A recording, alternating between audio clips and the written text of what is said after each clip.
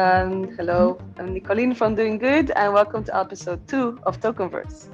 Today we are exploring the curation in the NFT space. And we have 3 amazing guests here, which is Reneil, Sparrow, and Eva. We'll let them introduce themselves briefly, starting with you, Eva. Sure. Yeah, thank you for inviting me. And so right now, I'm an independent curator and writer based in New York City. And currently I have a full-time job working at Chamber's Fine Art Gallery, which is focusing mainly on Chinese contemporary art. And I also is the co-founder of the curatorial project ONBD, which dedicated to NFT-based art. So because before I have some let's say traditional art industry experience, like working in the art fairs, auction house, and galleries, and also because I was in California for 4 years, and all of my friends who are not in the art industry talked to me about blockchain 3 to 4 years ago. Everybody talking about that, and technology, VR, AR, artificial intelligence, and make me interested in this area as well. So, and we have been talking and to see whether there's a way to collaborate together, how to me myself, I really interested in technology, how the technology can work in the art industry, because previously before the pandemic especially, the art world is kind of very traditional, slowly embrace the technology world, and NFT is kind of a bridge, and then we can regard it as a new medium to try to connect to totally different world. And as a curator, I also want to see whether there's a new way to do new online exhibitions as well. That sounds really exciting.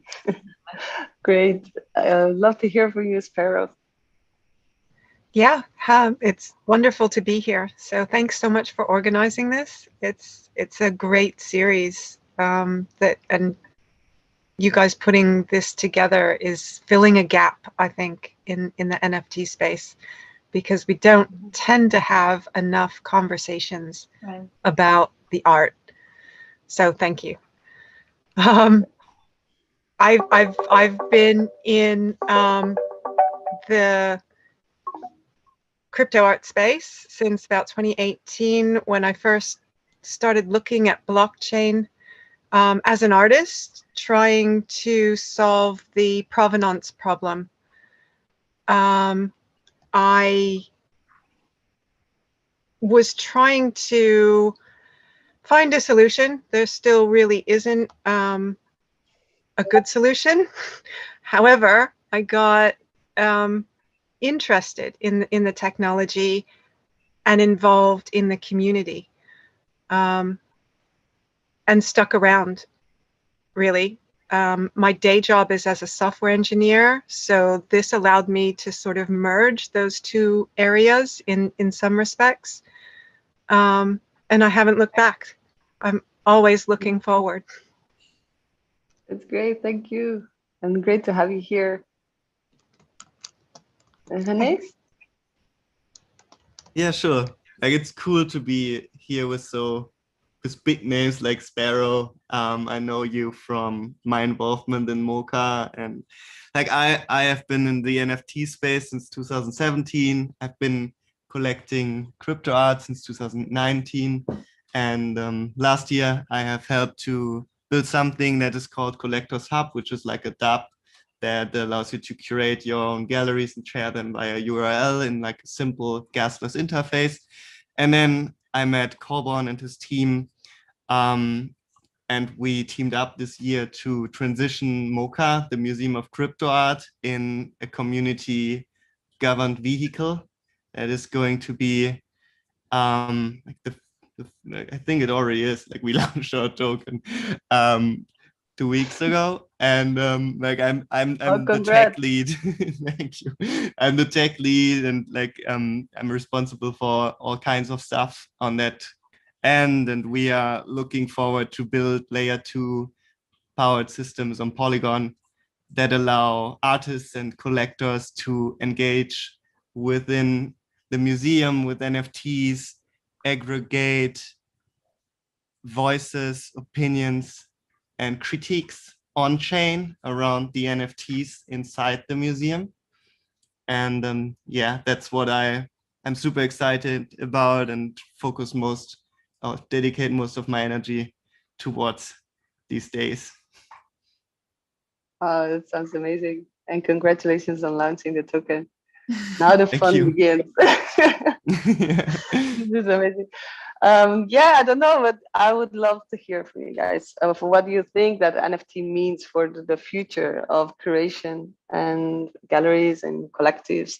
I know you've already been part of building this future here, but what are your visions like in the next coming years? What do you see happening? I don't know where to start. Let's start with maybe I just expand a bit on what I just said to like keep the flow. So what I really look forward to is aggregating and including the voices of the community inside the museum experience. So what we can do at Mocha, what we are building at Mocha is like requiring a small amount of Mocha tokens and then allowing the people to comment on chain around art, limiting the output, which is something that has been problematic in social media before because everybody's just spamming to get more followers and like shoot out enough comments to like in the end make everything you output pretty much valueless. And like our idea is to limit the amount of actions that you can take if it's either likes or comments and aggregate meaningful information around the NFTs, around the crypto art that is curated into the museum, and ensure like that these voices that have been gathered by the community are always shipped alongside with the art when it comes to exhibiting those in real and virtual venues. So it becomes part of the artwork, actually. It's like an evolution or expansion of the art because it is the community that curated, but also they add their voices and their comments on top, not on top, but around it, maybe better to say. Yeah, exactly. Layering information around the creation of the artist and maybe like even like having entire discussions on chain immutably happening so that these actions cannot be erased from history. I think that's very important, as so many have in the past have like tried and will always try to alter the history of certain things. And I think art has always been a vehicle to transport history, and at its core it can be a fundamental change, having all of the creations as well as like the discussions immutably on chain and ensuring that this, so like provenance alongside of that gets recognized in combination with ownership and all these things in this new ecosystem. Yeah, because I mean the arts in itself, like a lot of the times it's really like in the moment and context of that time, right? So especially with the memes coming up now, I mean that is like a unique moment in time and it needs to be seen in the context that it was proposed, right? So without the context, you actually are kind of undressing the artwork from its the full impact that it had when it launched, right? Okay, yeah, this is amazing. I really love to see that. What do you think, Eva? Like, what is your take on this future development? I mean, like for me, I'm definitely more familiar with the traditional art world, like perspectives, and like as we might know that before the pandemic, everybody's crazy about art fairs, and like all the galleries fly around the world, and that's why like people really care about the foot traffic.